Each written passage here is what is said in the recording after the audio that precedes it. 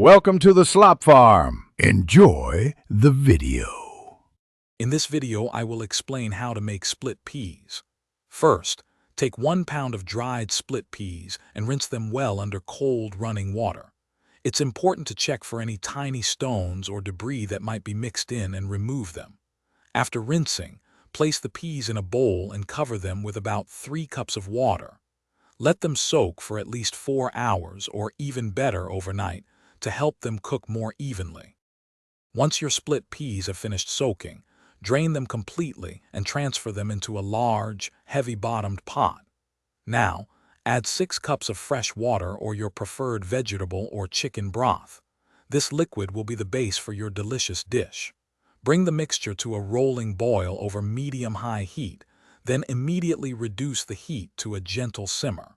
This prevents the peas from breaking down too quickly. Now it's time to add some flavor. Stir in 1 teaspoon of salt and 1/4 teaspoon of freshly ground black pepper. You can also add your favorite aromatics, such as diced carrots, celery, and onions, for a richer taste. Cover the pot and let the peas simmer gently for about 45 to 60 minutes. Stir occasionally to prevent sticking and continue cooking until the peas are tender and creamy. Once the split peas are tender and have reached your desired consistency, taste and adjust the seasonings as needed.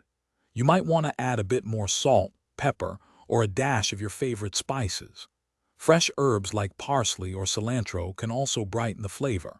Serve your warm and comforting split peas as a delicious side dish or a satisfying main course. They pair wonderfully with crusty bread. For an amazing home upgrade, check out the Shark AI Ultra Robot Vacuum. You can find a link to this and other great deals in the description below. Enjoy!